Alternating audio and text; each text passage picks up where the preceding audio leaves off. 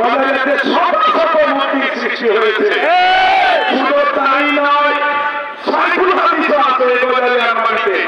মাশাআল্লাহ, আমরা আপনাদের সকলকে অভিনন্দন জানাতে চাই। এই গজারিয়ার আলেম ওলামাদের সাথে আমি আমার ছোটবেলা থেকে জড়িত আছে। ইনশাআল্লাহ আপনাদেরকে প্রতিশ্রুতি দিতে পারি, ভবিষ্যৎ প্রজন্মের বেঁচে থাকি এই আলেম ওলামাদের সাথে মহব্বত রেখে একটি ভালো সম্পর্ক রেখে দিতে, যাতে ক্ষমতা যাইতে পারি সেটাও আপনারা করবেন। ভাইরা আমার, আজকে বাংলাদেশের বিরুদ্ধে বিশাল ষড়যন্ত্র হচ্ছে। আপনারা সকলেই ইতিমধ্যে টের পেয়েছেন, বক্তব্য রেখেছেন। আপনারা জানেন, একটা দেশের স্বাধীনতার সার্বভৌমত্ব হচ্ছে সবচেয়ে বড় কথা।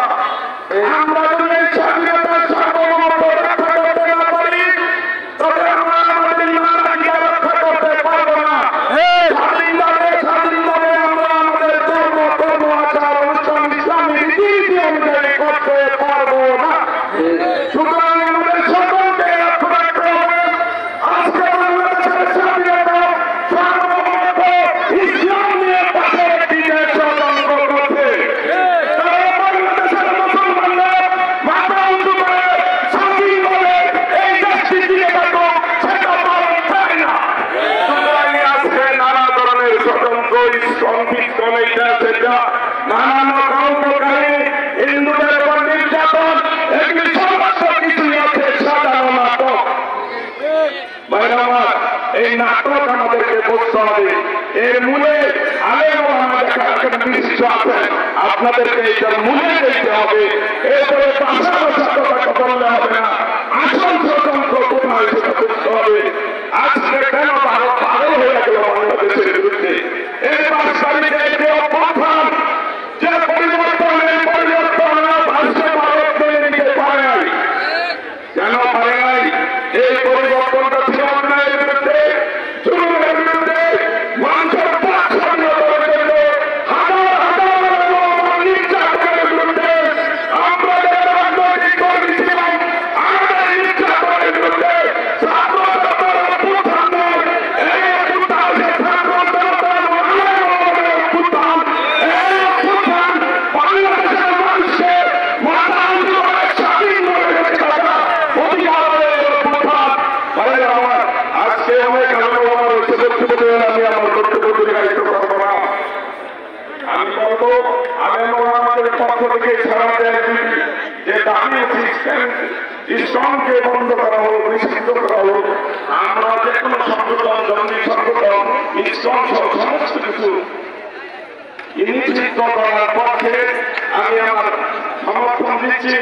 এবং গজারিয়া আলেম ওলামা যখনই যে কোনো অন্যায় বিচারের বিরুদ্ধে কথা বলবে, আমাদেরকে সাথে পাইবে। আমি আরেকটা কথা বলে আপনি কথা বলে শেষ করবো। কথা হচ্ছে, এই গজারিয়া আলেম ওলামা ন্যাশনালিস্টের কথা বলবেন। আল্লাহ ইসলামীয় বিভিন্ন বিচার আমাদের বিরুদ্ধে যাতে কথা বলে। আপনারা জানেন, কোন আমলা, কোন প্রশাসন এই 5 তারিখে অবস্থানের পরে এত অর্থের পরে যদি বলেছে গজারিয়া মানুষের স্বাধীনতা কাজ করে, আপনাদের সেদিকে খেয়াল রাখতে হবে, প্রতিরোধ করে তুলতে হবে। জনগণের পক্ষে যারা কাজ না করবে, তাদেরকে সংশোধনের জন্য প্রতিরোধ করে তুলতে হবে। আমরা যদি কোনোদিন ক্ষমতা এসে ইসলামের বিরুদ্ধে, জনগণের বিরুদ্ধে কোনো পদক্ষেপ নেই, আপনাদেরকে সোচ্চারভাবে প্রতিরোধ করে তুলতে হবে। আপনারা এখন ব্যাংকার দেখাই দিবেন জাতিকে কিভাবে সেবা করতে হয়। যারাই ক্ষমতা আছে, এই আলেম ওলামাদের মতামতকে উপেক্ষা করে এই বাংলাদেশের কোনো সরকার পরিচালিত করার মতো সাহস, দুঃসাহস যাতে কোনো সরকার না দেখায়, সেইভাবে আপনাদেরকে তৈরি হতে হবে। আমি আর আমি যাবো, আমার নিজের অত্যাচারের বিগত সময় নদীকে চিঠে এলাকাগুলিকে অবৈধ বাহিনীকে গ্রামগুলিকে ধ্বংস করে দেওয়া হয়েছে। আমি প্রোগ্রাম দিয়েছি, এখন ওই গ্রামগুলি বিক্রিতে যাবো। এই ধরনের কোনো অন্যায় অভিযান তখন করে দেওয়া হয়, প্রশাসনের যে কোনো তথ্য ব্যক্তি নেওয়ার কারণে শুধু সন্তানরা যাতে কোনো সুযোগ দিতে না পারে, সেদিকে আপনাদের সকলকে খেয়াল রাখার জন্য আমরা করছি। এবং বাংলাদেশ বিরোধী একটা ষড়যন্ত্র ইসলাম